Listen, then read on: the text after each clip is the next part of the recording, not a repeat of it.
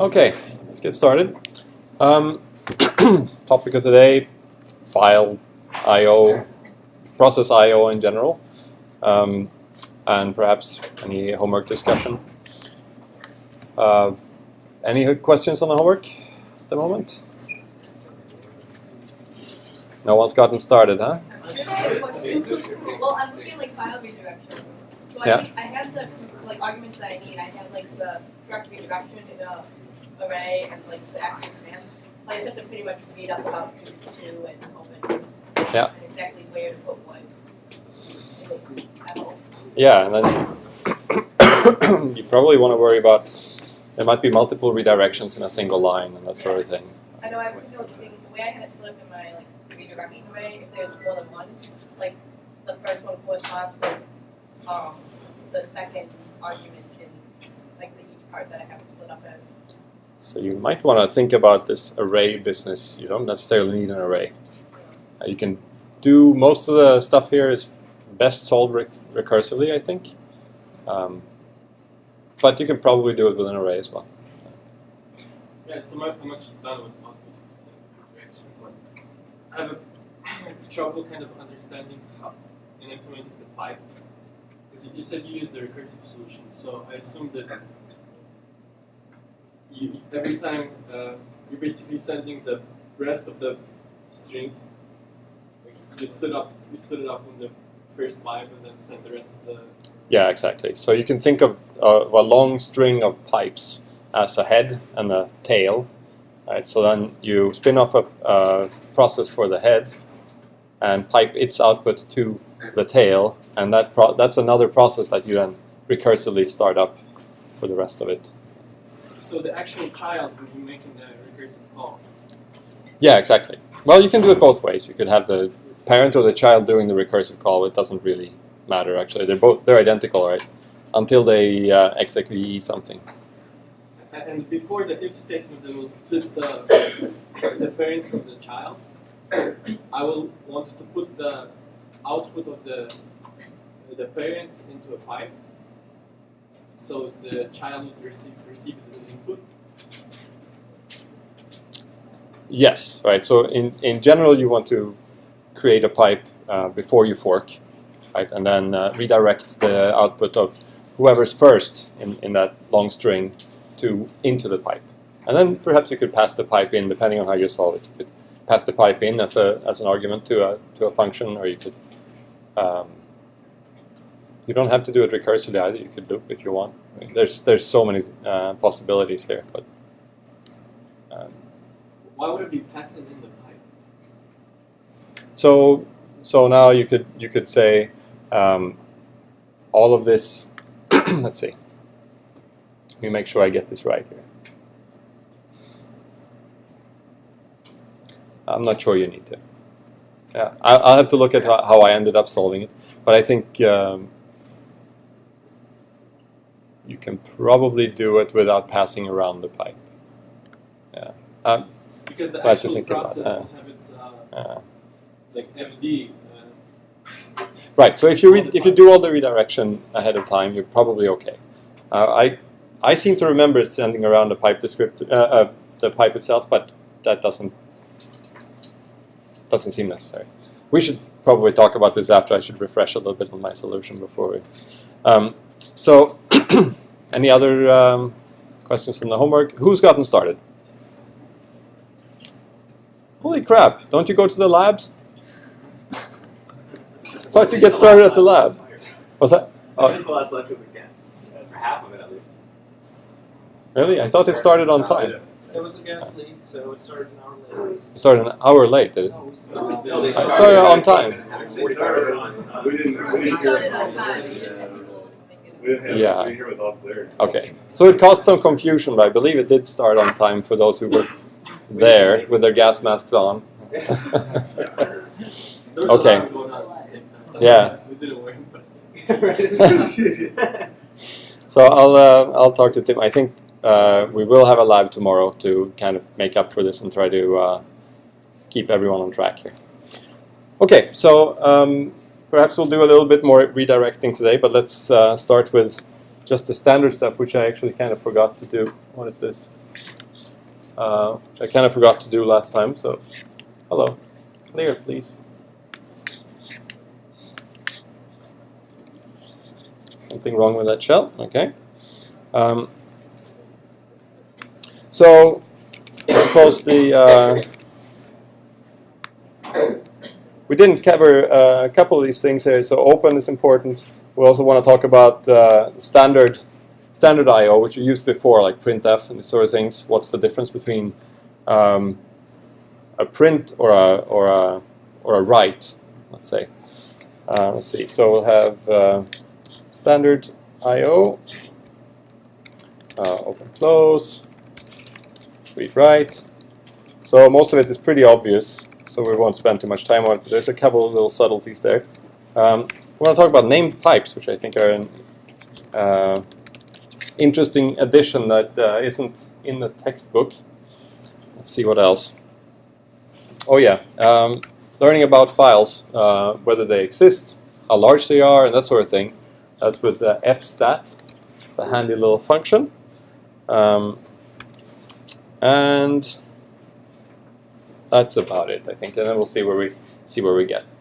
Okay, so let's start with a very basic thing which several of you will probably stumble on. So if we go to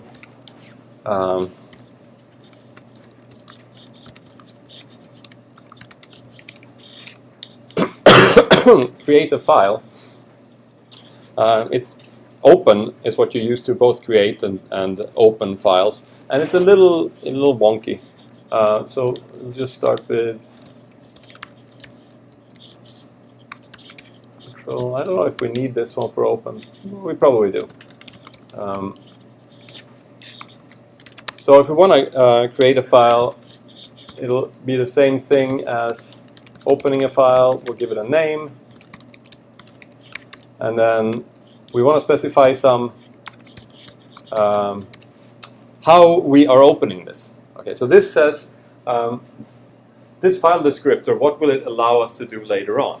So now I'm saying I want to be able to both read and write to this file. It doesn't actually mean anything in terms of the file permissions that you see on the command line. We'll look at that shortly.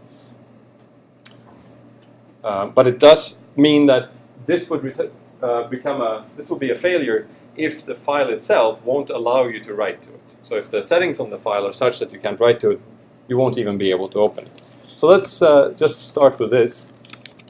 And now, actually, let's see what open returns. Is it a 0 or a 1? I'm not sure.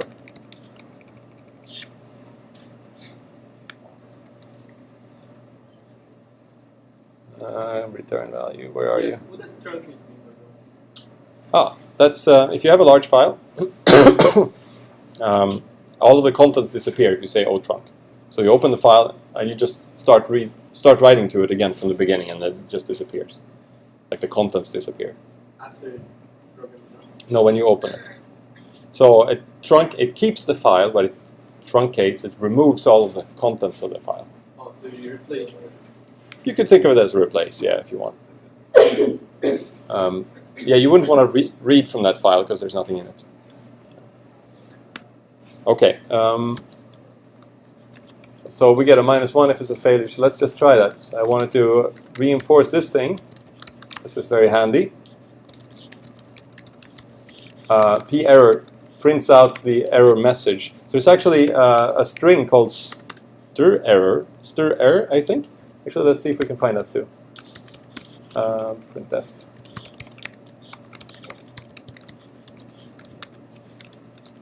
We go like this, stir error. I think it's like that. And then error number. So you'll find this in almost all of the system calls. They're using this error string and the error number to tell you what happened. But this P error is a handy way to kind of deal with these errors without having to write too much format strings. And now we won't actually deal with error, we'll just exit out. So let's see. Was it class? Oh, what's it called then? Oh, it's hiding in an include.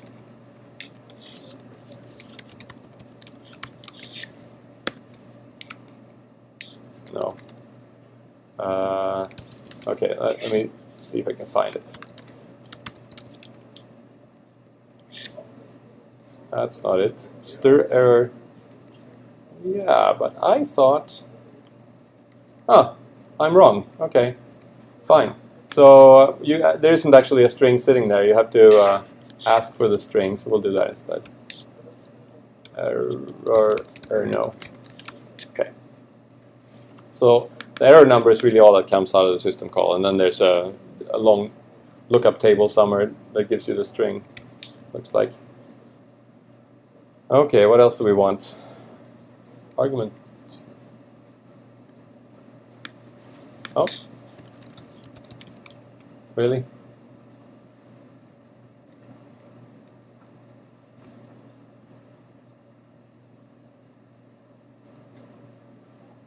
Huh? Am I looking at the wrong line, maybe?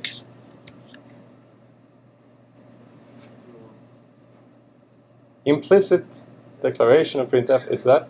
No, that's not it. There's no errors. Yes. Yeah.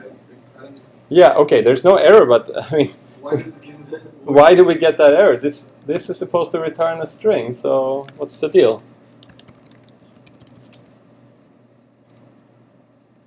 String.h. Ah, it's not. So for some reason we didn't get a warning saying, oh, I don't know what stir error is, or there's an implicit declaration. But it was implicit. I was just saying, oh yeah, this is function stir error, but I didn't tell it what that stir error is. So by default, all the functions are return ints. So if we include this declaration here of stir error, now we should be in better shape.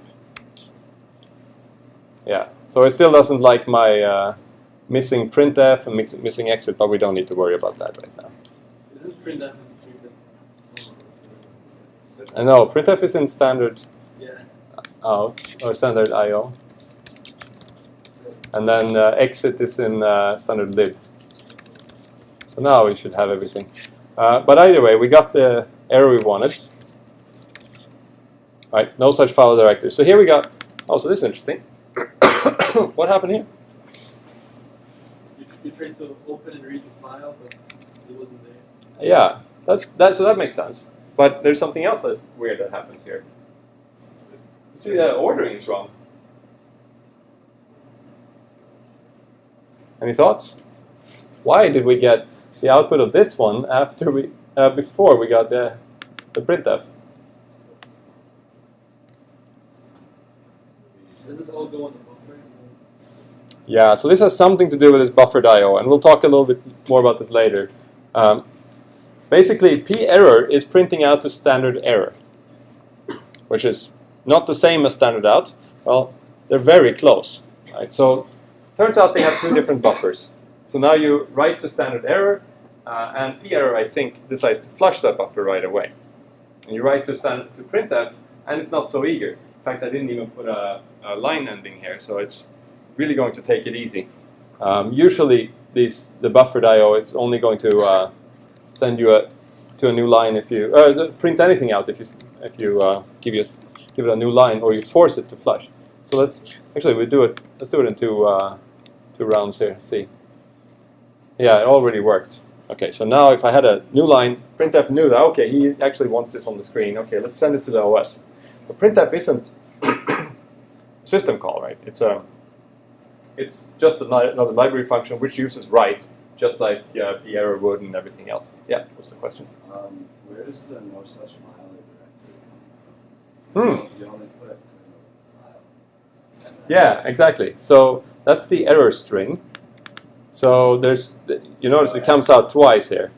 Yeah. So p error, that's basically what p error does, right? It takes this label, appends a colon, and then outputs whatever it it's a stir error message. It's just a convenience function.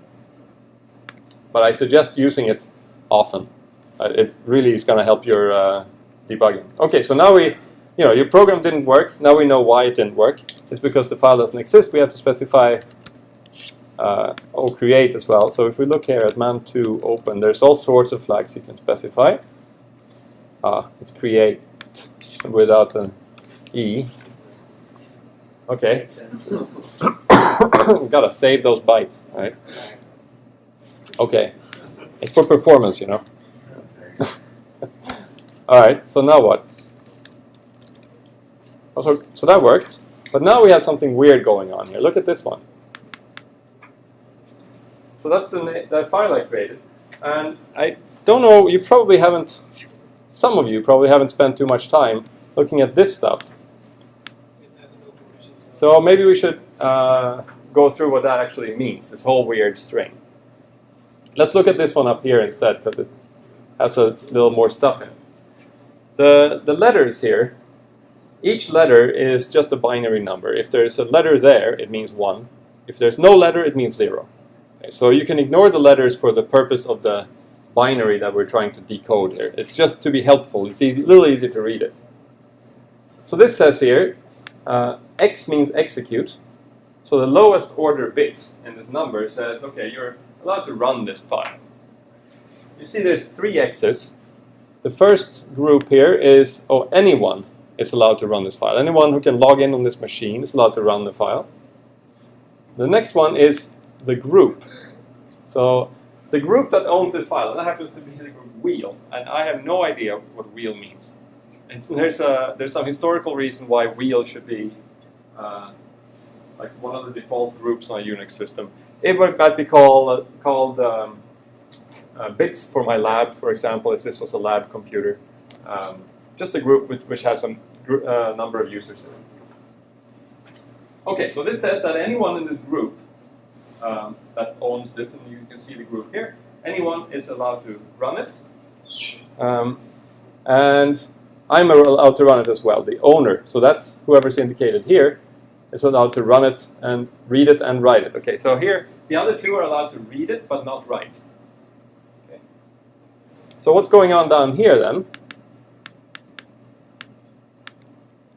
What are the permissions on this one? Anyone?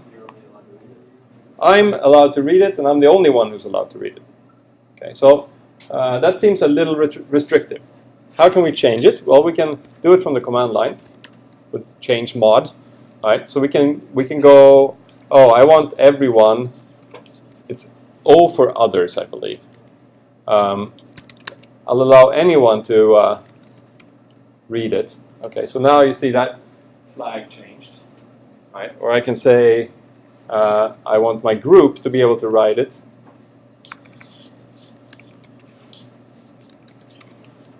Okay, so we got that. But unfortunately, you'll also run into these permissions in this octal encoding format, which I'm not sure why it's still around. Can we actually make ls do that? Does anyone know the flag to make ls do that? No. Yeah, I want to see the codings. No, we can't do it. Okay, anyway, we'll just do it by reverse engineering it instead. So with change mod, you can give it those numbers. You can give it these letters, but it's kind of annoying. And usually, you just want to have a certain set. You will probably have seen this if you've done anything with websites. You've probably seen this 755. That's a common set of permissions for files in a web directory. Another very common one is 644. Okay, so who's dealt with octal before? Okay, we're a little rusty on octal. That's understandable. So in octal, every number corresponds to 3 bits. Right? In decimal, it's like 3.5, which is not great. And in octal, it's 3, and in hexadecimal, it's 4. So here, 4 then is this exact same as in hexadecimal for the first one. It's like the 3rd bit is set. Right? So the 3rd bit would be this one here. That means anyone is allowed to read. Okay, and then I do another. Actually, why don't we do a 5 here? So you see, it's handy with octal because it's 3 bits per group. Right? So that's probably why they do it in octal. So now the next group, we say 5. Okay, so that means the first and the third bit in that group should be set. And then 6 here is the second and third bit, right? So let's try see what happens, how that comes out.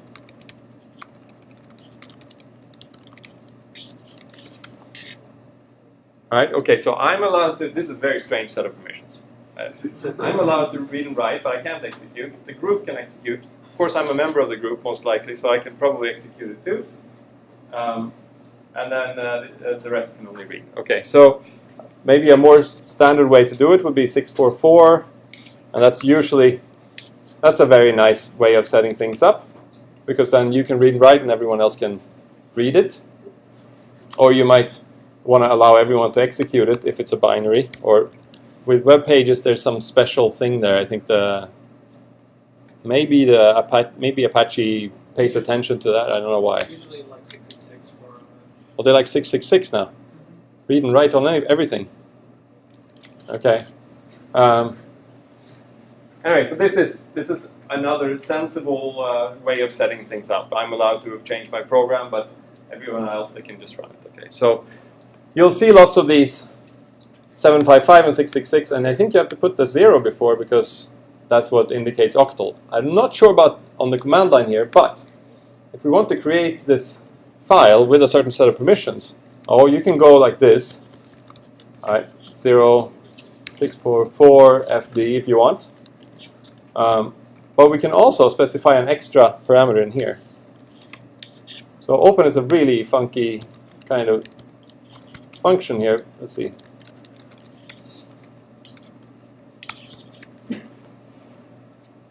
See here, it takes a variable number of arguments. So maybe, I don't know, did you do var args in 261 or any other class? Not particularly. Okay, maybe we won't do it today, but we'll do it some other time. Could be good to know how those work.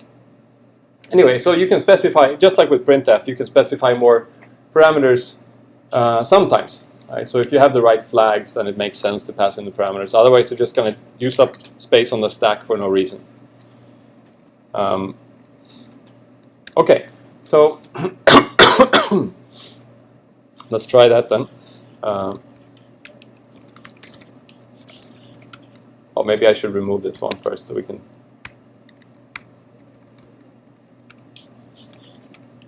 Okay, so now we have a nice file that we can do something with. Okay, so I've opened it in read-write mode. That's handy, and it's only going to create a new file if the file doesn't already exist. So it's not going to overwrite. We saw that here. It didn't change the permissions while I ran it the first time because it was already there. Okay, so now we want to write something to it.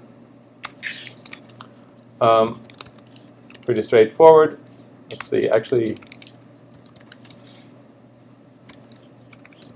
go like this.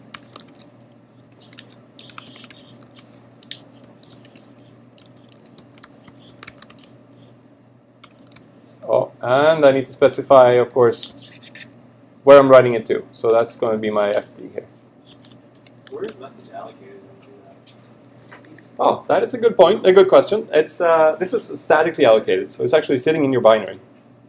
It's in a segment that's just above the executable, I think, the executable code, and just below your statics that you actually write to. Oh, sorry, your globals that you write to. So it's kind of a slice in between there. Okay, so sorry, I shouldn't say that. Message is on the stack, but hello world is in the static segment there. Okay, so we write something and then we want to probably close it. Of course, the OS is nice enough to close it for us if we don't. So let's just try that one out.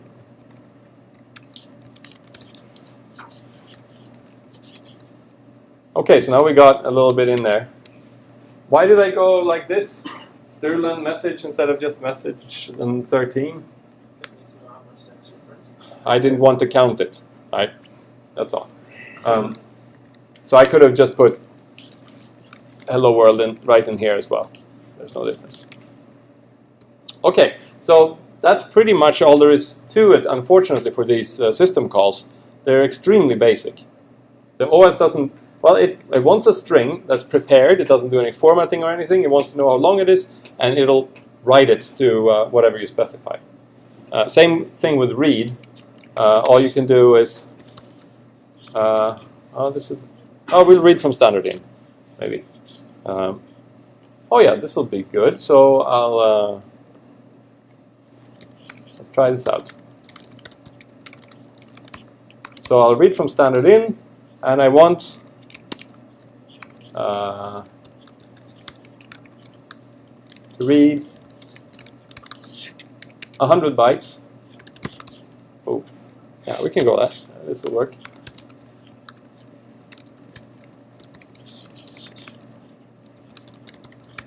So now maybe we'll see some interesting phenomenon here, hopefully. And I want to write this out. The buff red bytes. Okay, so I'm reading in 100 bytes, and then I'm printing out how many, and then I'm writing those bytes out to my file descriptor. And then we'll go and close the. Oh, that was close. Okay. That's where we want it. Okay, I couldn't possibly write to it if I have closed it already. And I'm being very sloppy here. Really, we should be checking return values for every one of these writes. This is a big problem, I think, in C in general. The errors happen very seldom. But the amount of code you have to write for the errors is usually more than the functional code you have to write. Which makes it kind of inconvenient. The whole thing. So in Java you have exceptions that deal with it. Here, if it was closed, the program would just continue running. Right? I would write to it, but it didn't happen, so it just returns -1. I just continue going, and we're none the wiser. We don't know that any problem happened. You would probably prefer for your program to crash than to have that happen, right? Because now we think everything's fine, but it's not. Okay, so let's give that a shot. Okay, so what happened there? I asked for 100 bytes. What's that? Didn't? There weren't 100 bytes. There weren't 100 bytes to read, yeah, but there weren't 100 bytes to start either. I mean, there's 0 bytes now, and it's not happy with that apparently, and now it's happy. Okay. Yeah, so I didn't say, oh, wait until I press enter. That didn't happen. But still, so what if I go like this? I'm not going to press enter here. I'm going to say echo hello. So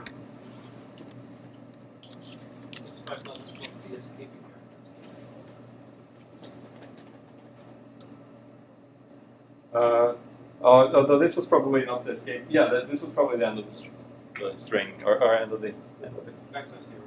Yeah, probably that's what came in here. But no, it's not. This is \n actually. Echo by default gives you a \n. So let me tell it no \n. Okay. So you just get the 5 bytes. Okay. So here I was not hitting enter, and still I got only the 5 bytes. There's something funny going on, right? In general, the funny thing going on here is with read, you don't know how many you're going to get. The OS is going to give you whatever's convenient. It's not going to give you 0 unless the file is empty or closed or some error. But then it'll do whatever it feels like up to 100 bytes. Why? Any ideas? Instead of read 100 bytes and a lot, you can see whatever's sitting in the memory there. Just run down the memory segment a little bit. Whatever's sitting there. No. So read here. I'm reading into buff, and there's nothing there. I mean, there's no secrets there. This is not memory. The 0 here. It's just. It's standard in, but what does that mean? It's just a little struct that the OS happens to keep track of. It can do whatever it wants with this. Right? So it happens to be here the here it came from that application. If I run it just like this, it comes from the shell. So there isn't really anything there to read. I mean, you can't. There's no memory. There's no. You tell the OS, give me this, and it'll come up with something and just give you that into your buffer. It doesn't come out of memory necessarily. Yeah. So let's see. Basically the idea is performance in some sense. So we don't know what's going on under. If the stuff is coming over the network, which it could just as well be, if this was a network connection, it would look exactly the same, except you would not open, you would connect, right? For the rest, everything's identical. So if it's coming in over the network, it comes in little chunks. And whenever a chunk comes in, you probably want to deal with it. You don't want to wait until your whole 1,000,000 byte buffer has filled up. You just take it whenever it happens. In this case, the user is doing something. We probably want to react to the user as soon as we can. But it is line buffered. So by default, in Bash, where I'm typing now, this stuff is line buffered. So it doesn't actually write anything. This is using printf, right? Or something like it. So it doesn't write anything to a.out yet. But when I hit enter, now it's writing into that pipe. Okay, so, and then I suppose we could just not do anything, but that doesn't make any sense. We probably want to deal with stuff as they show up. So we're not trying to read 100 bytes, we're trying to read up to 100 bytes. And it'll wait forever. If it doesn't get anything, it'll just wait forever. Okay, so this is a, excuse me. Is that a similar state to making the process sleep? Yes. Okay, so that's a good question. So what's going on when we're saying read here? Right? Is the process just looping around something here, checking some flag, or what's going on really? It's a system call. The function call goes all the way into the system, so now the program isn't running anymore. And then the system just says, okay, I have nothing for you. It doesn't return. It just doesn't do anything. It just sticks the process on a little waiting list somewhere, saying, okay, whenever something shows up, we'll deal with this guy. And then the process is gone. I mean, it doesn't return. It doesn't do anything. Now, if there are some other programs to run, the OS will run those programs. If there's nothing else to run, some OSs will just run no-ops. I think on most machines these days you can slow down the core and things, but there's usually something to do. Or if not, you'll run no-ops slowly. Okay, and then once something comes back, then we'll have an interrupt. All right, someone typed on the keyboard or something. The OS has an interrupt handler and it says, oh yeah, this data is available now. Like, who wanted that again? We go look in this waiting list and we see, oh, there's the guy. Okay, so then we return again. So now the process is up and running again, as if nothing happened. But yeah, in between there, the process just wasn't really doing anything. And how does the processor handle it if you make it read and then you quit your shell? See, you make it read and then you quit your shell. In other words, it's sitting in the waiting list, but now you've quit your shell, so it's never going to get input into where it's expecting to get input from. You'll get a signal. So, let's see now. Usually, when you quit your shell, whatever programs are running in the shell are killed. But let's say we manage to get out of that. Then the program's just going to sit there. It'll wait forever. It doesn't use any CPU, and at some point it doesn't use any memory either, because all of its stuff gets swapped out to disk. But it is going to use a little bit of disk space. So yeah, you can have processes doing that. Just any server actually is like that. All of your web servers, all they're doing is just sitting there waiting for some file handle. And eventually something comes in, and then they're all happy, and, but then it gets boring again. So. Okay, so So this is talking to just regular files, but I wanted to look at a couple of different other kinds of files. We're not going to do sockets just yet. That'll be later in the class, but there's a couple of these. So now I'll have to go to another machine. My VM is still gone, and I'm not going to go to EC2, but it doesn't matter. We'll go to bits. So I don't know if you noticed this here, the proc file system. Has anyone seen this? This is a really unusual setup here. We can start by mount. So mount shows all of the various file systems that happen to be available on this machine. So it says where they're mounted. So here's /, so that's the root file system of everything. It says, okay, this disk happens to have these long UIDs these days, but it doesn't matter. It's running this file system, ext4, and it should appear on /. So if I go ls/, that's where it's coming from this disk. But then there's some other things, and there isn't that much of interest here. But I think this is the one we're interested in now. So here we're saying, well, under /proc, it's not actually something that's stored on the disk. It's some weird file system called proc. So it's a whole different file system, but it isn't actually backed by any disk. Right? So now when I type ls in here, what's really happening is we're reading the directory. So, we haven't done read there. A directory is just another file. More or less, it's just another file. And it has a bunch of records in it saying a name and then a number that corresponds to where you can find the file. So now when I'm reading this directory file, what happens? Well, it's as always, I'm opening the directory file. I get back a file descriptor. And now I'm telling the OS, okay, tell me what's in here.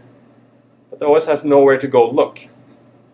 Right? There isn't anything on disk to look at. Instead, it just makes stuff up. Okay, so it looks through its list of processes, and it'll just print out numbers for all those processes. Saying, okay, we have all of these. And then it also remembers, oh yeah, I'm supposed to do some of these files. So it's got some hard-coded files in there, or file names in there. So it outputs those and gives you some numbers. Actually, if we go, is it I for inodes? Here we are. So these are the secret numbers. Right? So these refer to inodes.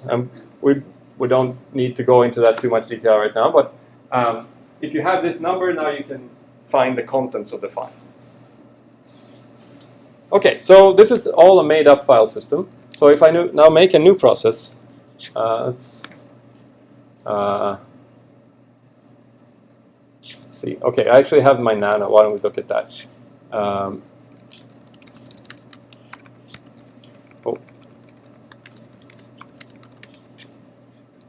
There. Wrong machine. Isn't it? Okay, it doesn't matter. Let's just take one of these processes. So, SSH agent. Very good. So I can cd into its directory. So now I'm in the processes directory, whatever that means. And in there is a bunch of information about this process. So for example, the command line.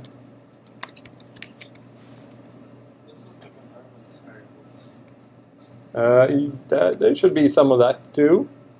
Environ. So those were all the environment variables that were passed in when we ran this process. We actually have all sorts of information about the process. I think we even have the binary itself. It should be somewhere in here. These are the maps, the memory map regions.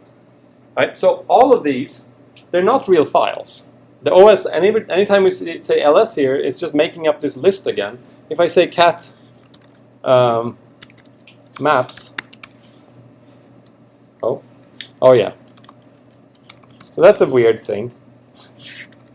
So if I say cat maps, it allows me to read it, but it figures, oh, this guy, he doesn't need to know, right? So, but then if I'm the super user, then it actually will let me know. So it really doesn't feel like a real file, but you can still deal with it the same way. I think this is important because we're thinking about these file descriptors as there's some file behind it, but it's not. It's a convention for the OS to know what we're talking about. Right? So we started something up, maybe with open, and OS just is interpreting what's on the file system for us. If we started with sockets instead, it'll be same story. The OS is just keeping track of what we were talking about. It's like sort of a conversation identifier more than anything else. Okay, so that said, there's one more particularly cute little feature we can deal with. Those are called name pipes. So if we have a couple of processes and we want them to talk to each other, so far the only thing we've been able to do is use these pipes, right? So then you can have one process that can output into the next process, but there isn't really that much more to it. So what if I have a process that's already started and I want to talk to that one? Right? There's some networking stuff we can do called sockets, but there's one kind of cute little feature called name pipes, and they work something like this. I'll say make FIFO. It's a first in, first out kind of file. Let's call it pipe. So there's my pipe. If we ls this thing, it doesn't look the same here. So you got a P over there. So the last one here, that's not really a permissions thing. That's a sort of a type field. Sometimes you'll see it says L. No. Sometimes you'll see it says D, and sometimes you'll see a P. I don't know if you'll ever see an L. I don't think so. Anyway, so now we can go something like this.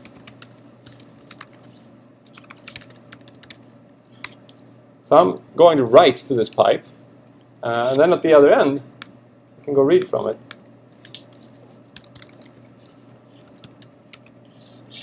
Oh, class pipe.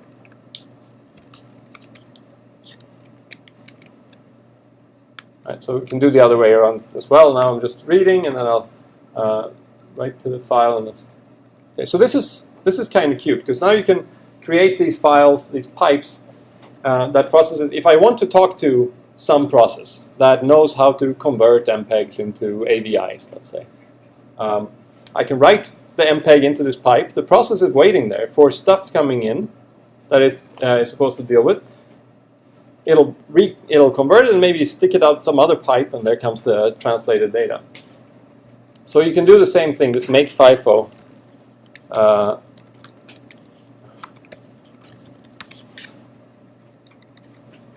is not just a command line thing, right? Everything's backed by file system, or sorry, by system calls.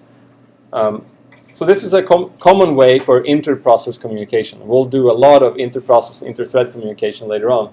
This is particularly nice because it's so clean, right? It feels like, oh, I'm just reading a file, right? And you're starting to read the file. There isn't anything there. Okay, you'll just wait until it shows up. It's good stuff. Okay, we were supposed to deal. Yeah. This will be useful for our homework. Name pipes are not necessary for the homework.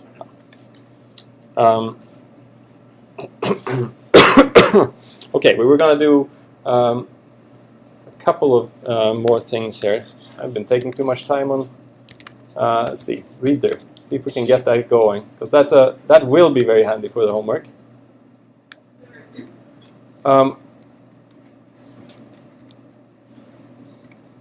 No, I think we don't have time for it. Anyway, same story as with files, but it's open dir, you get a dir pointer, and then you read dir multiple times.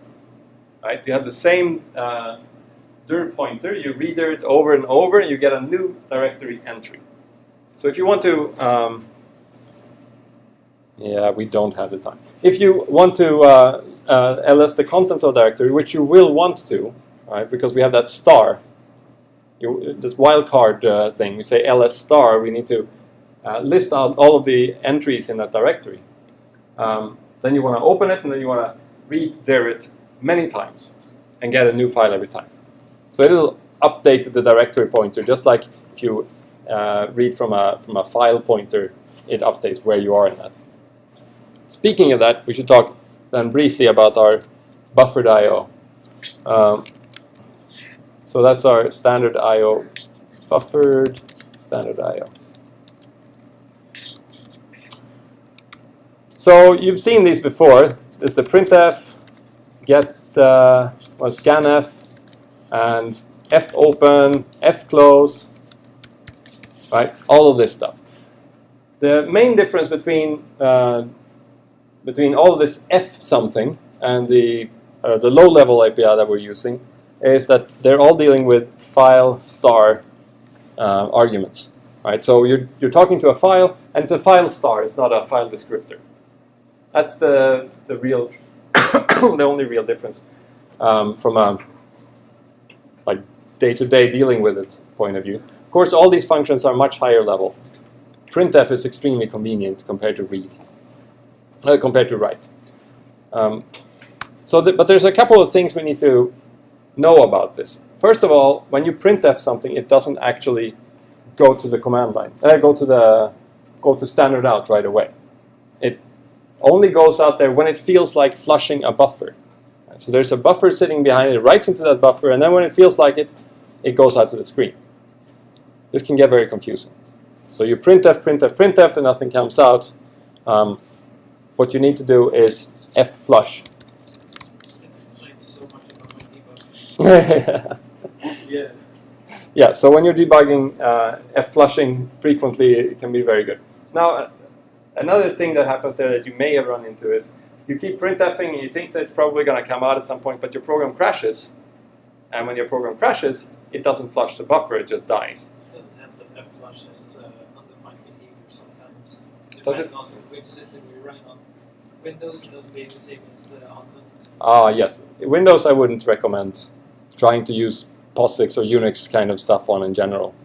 They try to make it the same, but I think it's hard to kind of match them up. Okay, so flush is very important. Let's take a look at what this really is. Standard I/O.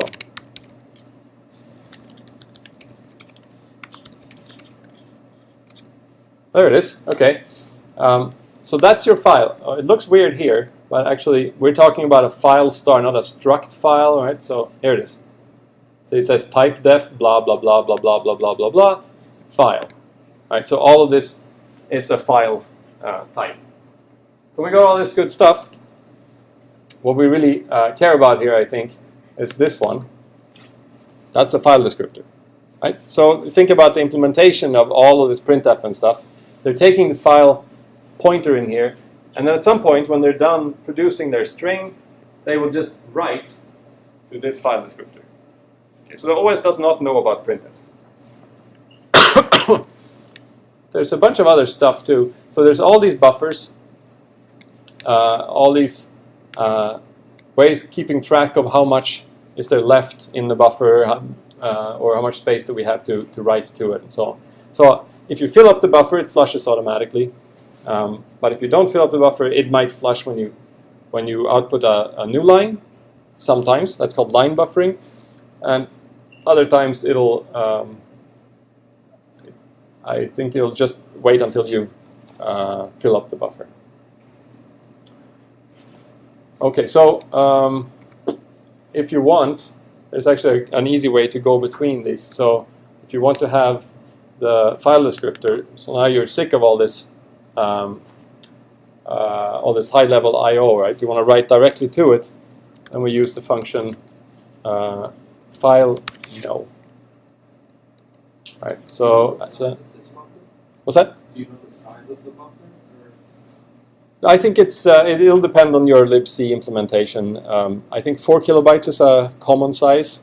It'll allocate a page for you, but I'm not 100% about that. I believe there's also ways to control this, but certainly no expert in that direction. Where is this? File no. Yeah.